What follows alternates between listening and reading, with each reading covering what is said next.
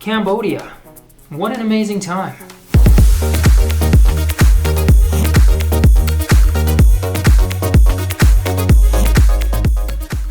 Hey, I'm Jonathan Teason, and I want to share with you the experience I had in Cambodia. So this is kind of a memory video for our team, but I'm telling you, if you're interested in Cambodia at all, just watch the whole thing from start to finish and you won't be disappointed. But if you're one of those guys who needs to skip around from place to place, I've included chapter start times for that as well. And as always, please click that like button and subscribe and leave a comment if you're so inclined to do so. But without further ado, enjoy the show.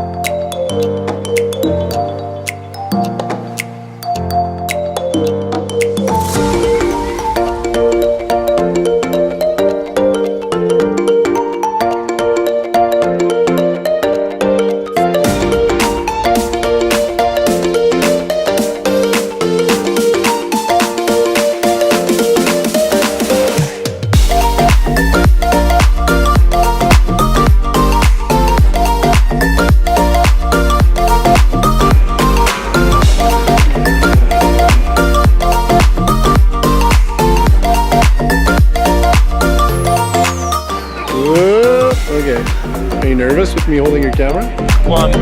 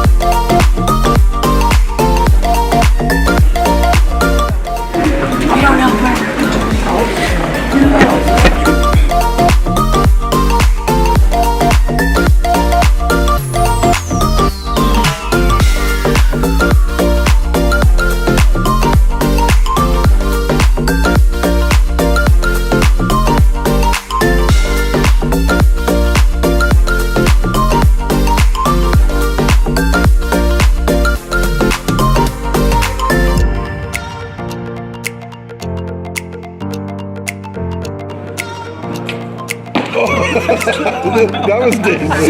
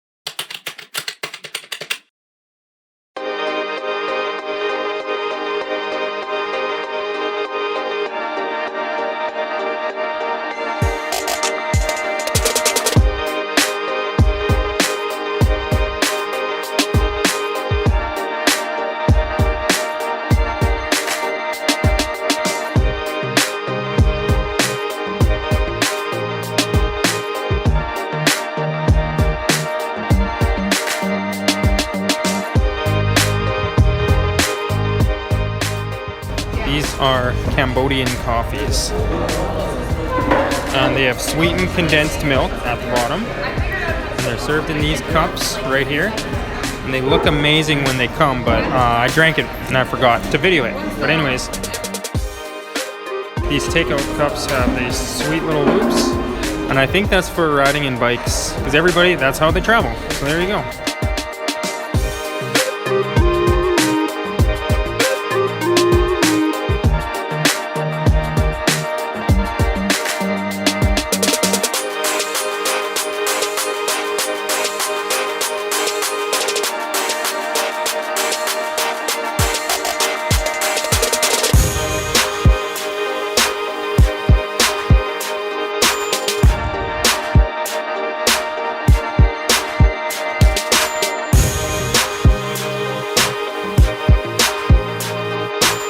This Cambodia called trala. Trala. Yeah. Trala. Trala. Trala. Yeah. It's hard for us to say. Yeah. Yeah. Trala.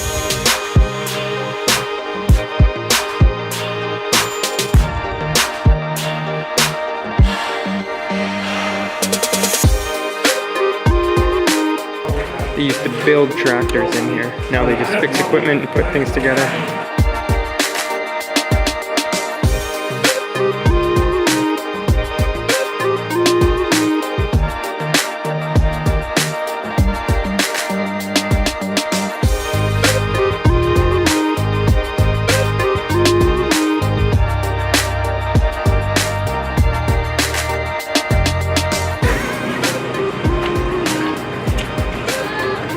Hey, Johnny. I just did some good film work there.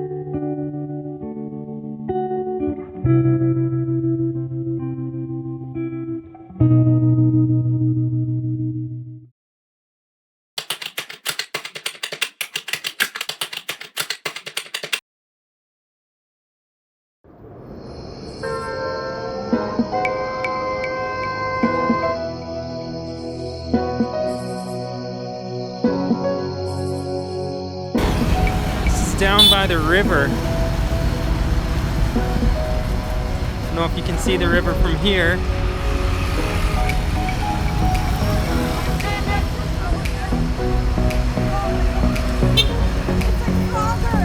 Oh, we're gonna cross the street.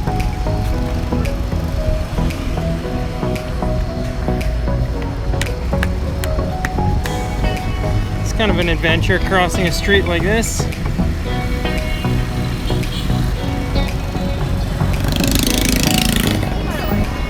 Kind of life here.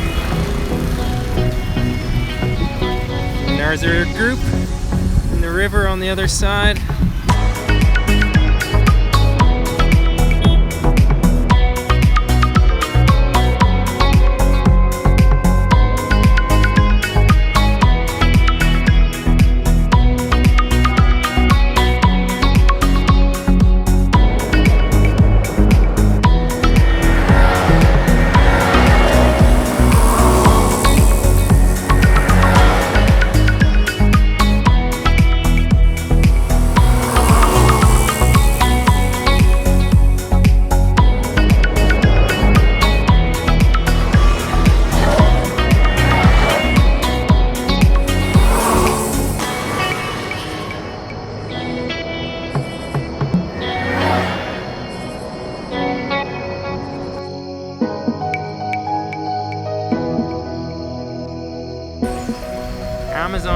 shop is like a Cambodian specialty coffee.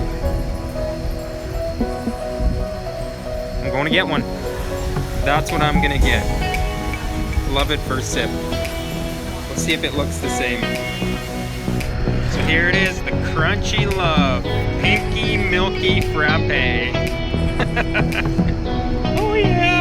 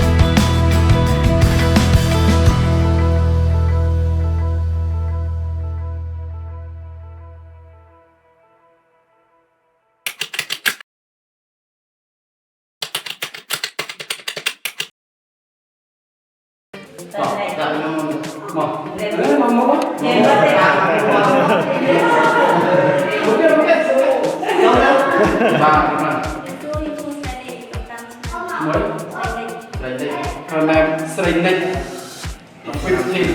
15.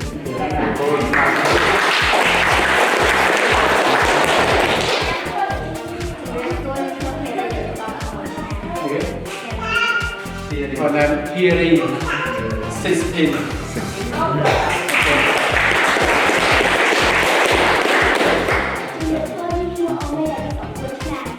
Her name Omi 14. Yeah.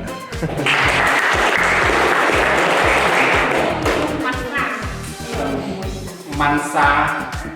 Her name Mansa 16.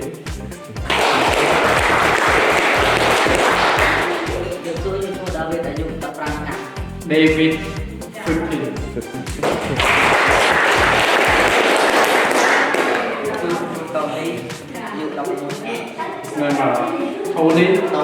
Tony 16.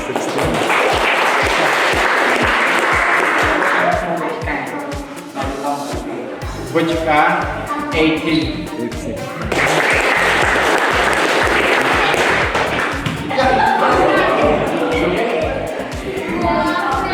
Huh?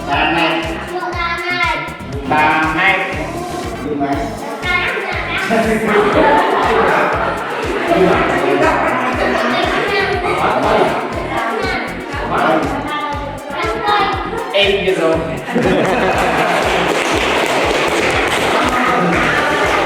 first said he was 15.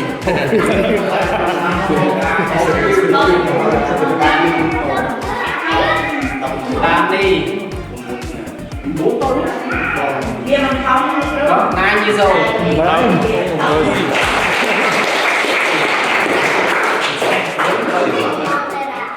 Kira. 10.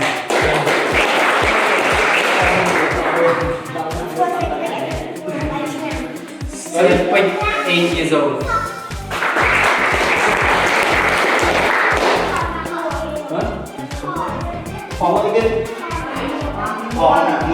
Nimol.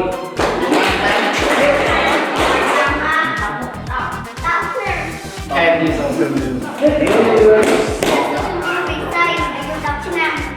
Say 10 years old.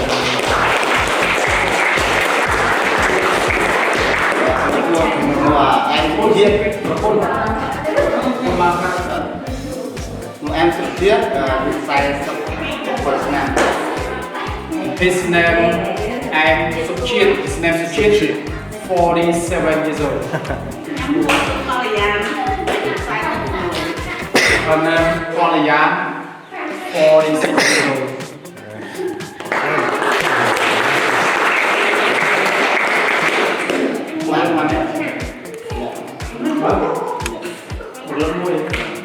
And they have one staff.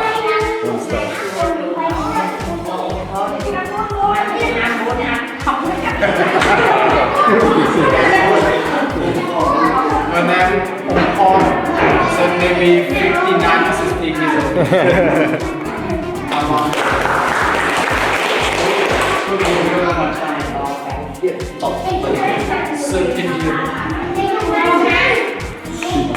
Josh, you here for 6 years?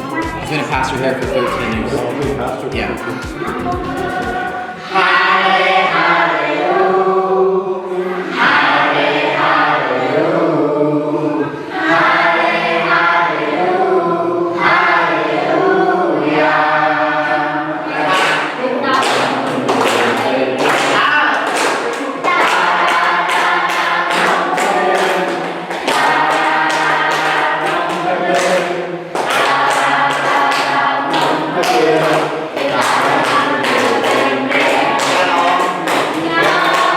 Well, there's been a lot of changes from the first time that we've been out here. I think it was probably 14 or 15 years ago at least when the first group from Prairie Harvest came out this way, and that was a group with Cheryl and myself, along with Elwyn and Sharon Schindel and Ian Greer, and we came out this way, and we were looking for which home out of the ones that were available for sponsorship needed the help and which we felt we wanted to sponsor. And when we came out here, we saw how remote and rural this place was. The building was really run down. The actual orphan home that you see behind us right now is not the one that was here at the time. And so one of the main really huge changes is the home that was here was a 2-story building where the children all slept upstairs. But due to some bad construction, the second floor was falling apart, and they were worried that it was going to collapse. So once we started sponsoring, this home was tore down, and this new structure all on one level was put up. And that was a real significant change for everyone here. This has been just a great home now. This was built in 2008. This one that we see, but since that time we've had a couple of groups come out here. We've put some fence around the perimeter. We've seen the building. We've painted it once as a group too. The well has been brought in, water filtration system. Our church actually sponsored solar power being put into this church home, because the first few times we were coming out, it was its only source of power was car battery, and so when that power ran out, when the battery died, they would have to take it by bicycle to town, get it charged, and then pick it up and bring it back on a bicycle. And so bringing solar power out here has been huge for them. Right now, our team this trip bought fans, and so they've got some fans circulating in here, cooling things off, the power to charge phones and have lights for the nighttime. There's just so many things, just trying to think of all the things that we've done here. But this is a happening place. There's a play structure just behind us here as well, which we saw brought out after the team in 2013 came. We thought, wow, would it ever be cool to have a play structure here for the kids? And so we raised some funds as a church, and that play structure was put up shortly after that 2013 mission. But we've also, besides the physical changes that we've seen and witnessed here, we've seen some of the kids grow up, go on to trade school, go on to get married and have families. Even while the team's been here this week, we've seen some of the staff that are working with us here building are former children who lived in this home, and some of them have families now in this community here as well. And what a kind of a hub place this church orphan home is in this community, and it's just part of a center here where people come, and not only do they hear about the Lord, but they see and witness the love of God in action. Our church, in sponsoring this home, has made a commitment for the last 14 or 15 years to $1,500 a month, which goes to the operation, the staffing, and the running of this home. That sponsorship of $1,500 covers all the food, the clothing, the school uniforms,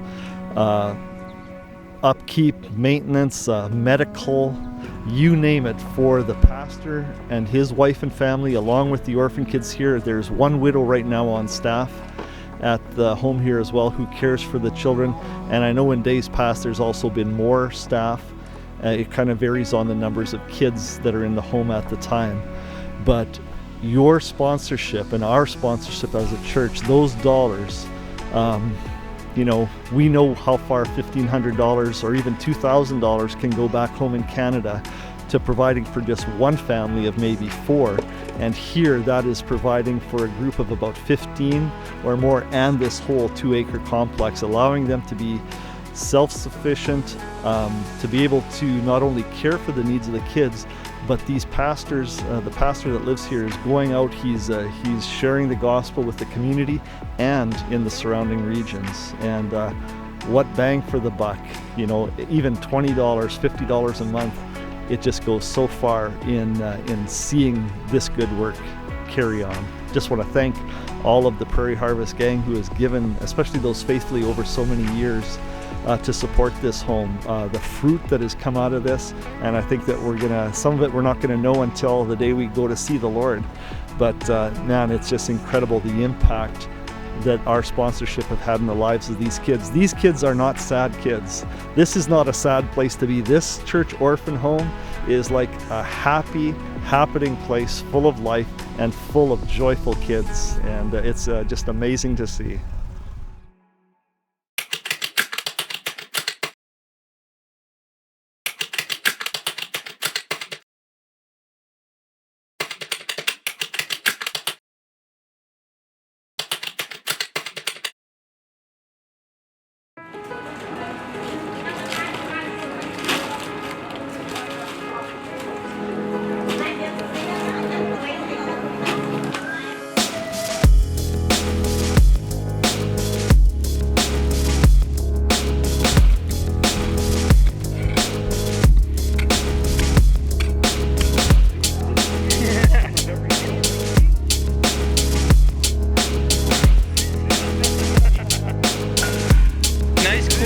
For Lowell.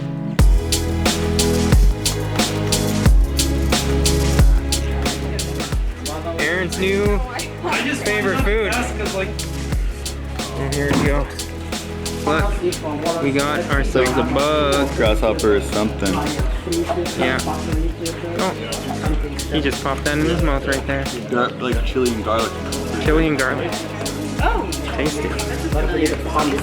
Josh said like basically sunflower seeds and like You said to take a like a They taste like sunflower seeds? yeah. They're salted?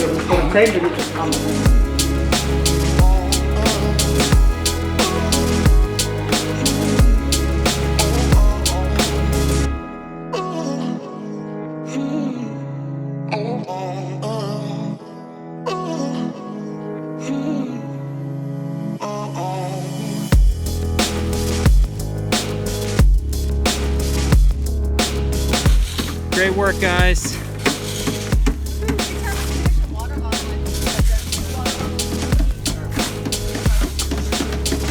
These are the forms. These are the forms we're building. Guys, forms are building for the concrete posts. Come together.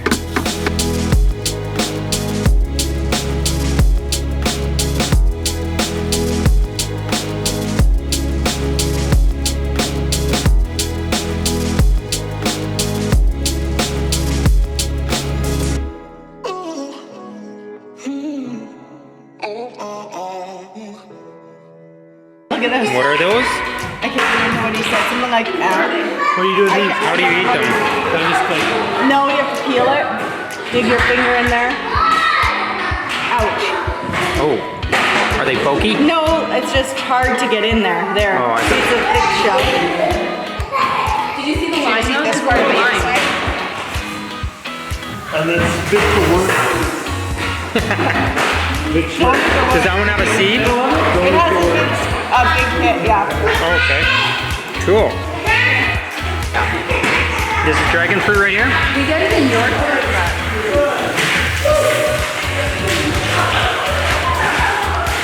I like the texture of it. It's not as sweet, but I like it.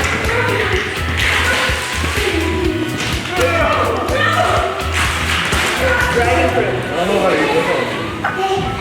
You keep this up with the milk and it's with the flesh.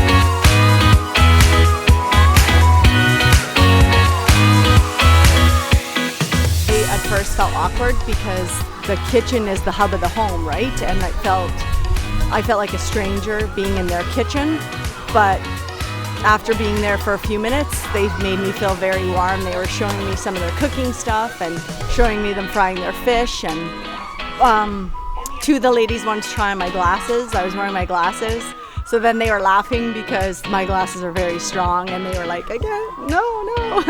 I really felt just the love from them. Even though we're strangers, it seemed like a connection just because we were here to care.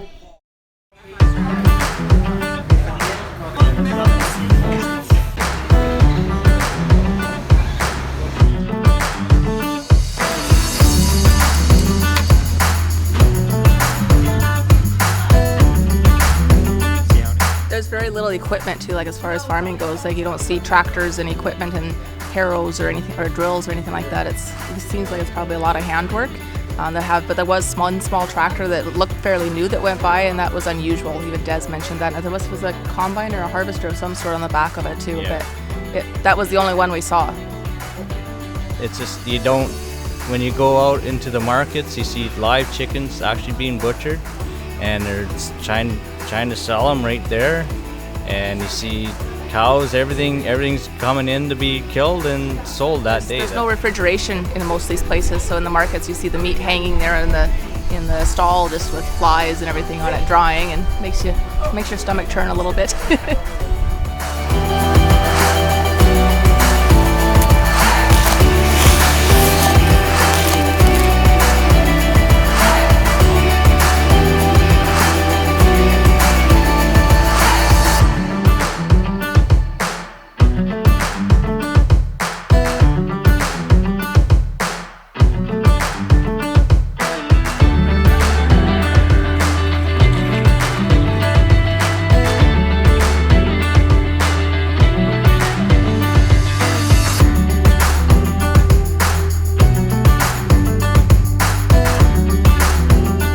Like obviously, wood posts in Canada work really well.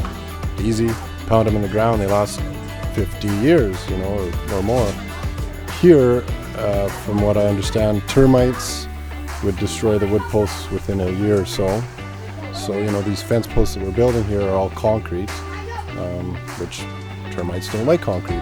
So, also the steel, you know, the team from Prey Harvest that was here in 2013 built the fence around the whole perimeter, but the steel fence that they built 7 years ago is already quite deteriorated, which I was surprised to see. But a couple things there, apparently the quality of the steel, and then acid rain as well. They have, you know, Josh was telling me the acid rain is quite bad here. You see the kitchen area at the back is metal, and it's worn right through. That's some of the money that we raised, is replacing that metal roof back here. Obviously the sun, the 365 days basically of sun, or hard driving rain, which is acid rain. So I mean, the elements are definitely harsh and hard on all the materials here, all the construction.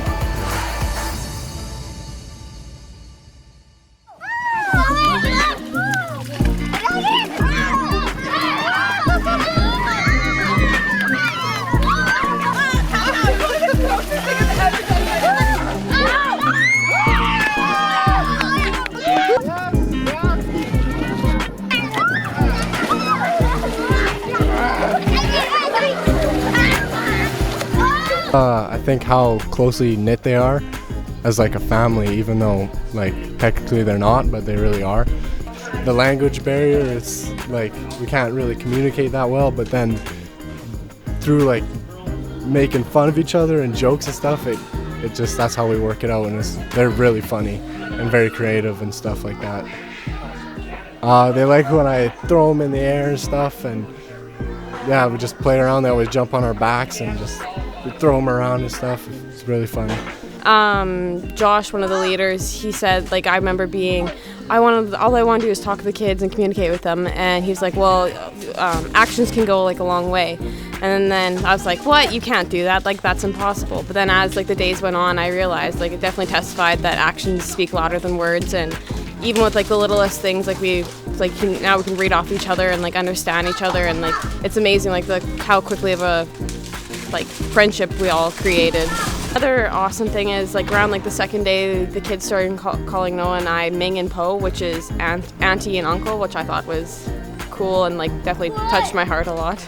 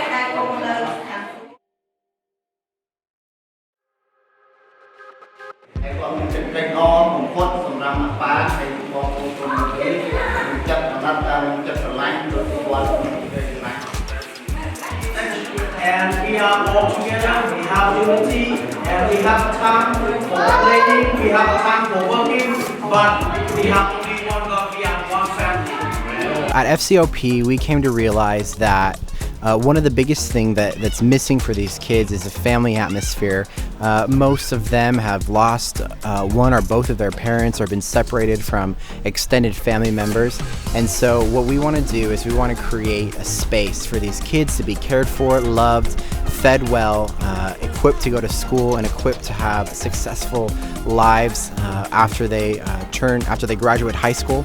And so at FCOP, we have 106 orphan homes. And the reason we call them orphan homes is because it really describes, it's a better description of what they are. They're big homes, a big family. The pastors serve as their parents, and the widows served as like their aunts.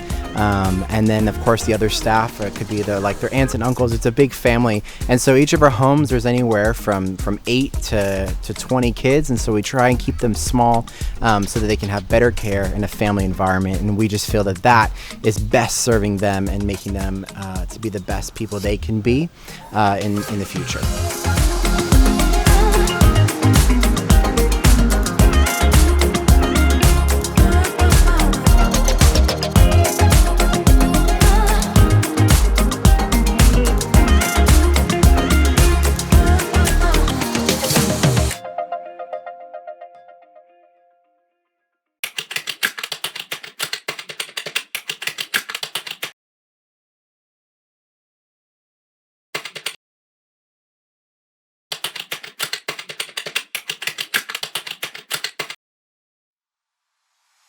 Our Western view of karma is kind of like we see somebody doing something bad and it's like, oh, karma is gonna catch up to you, or something like that. But here it works the opposite. It's like somebody's rich or somebody's got good fortune, then they must have been good. They must have been a good person.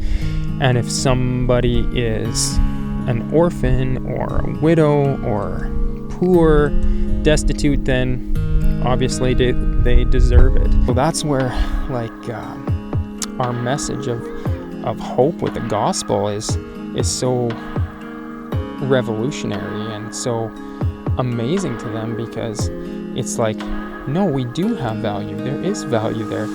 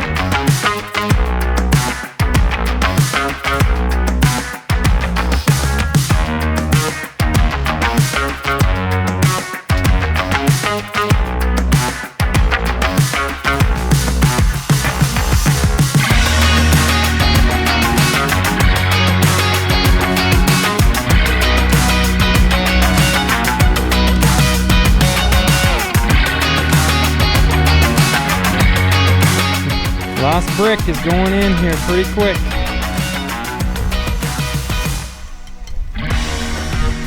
And in it goes. Yay!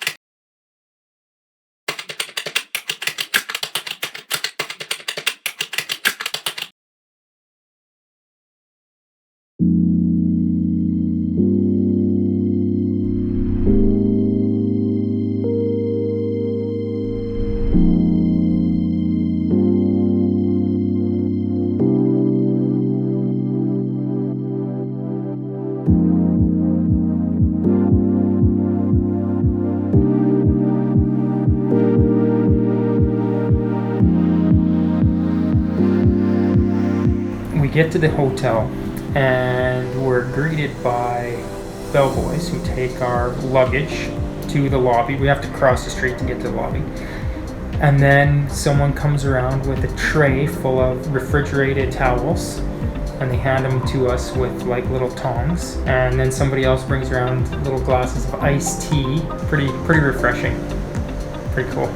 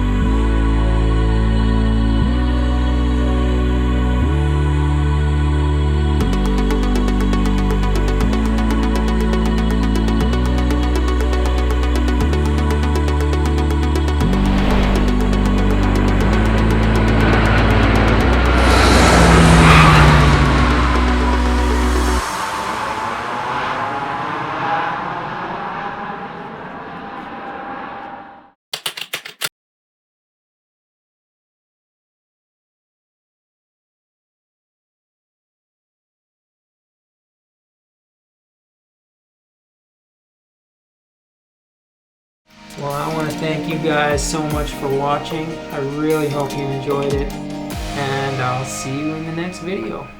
Take care, everyone.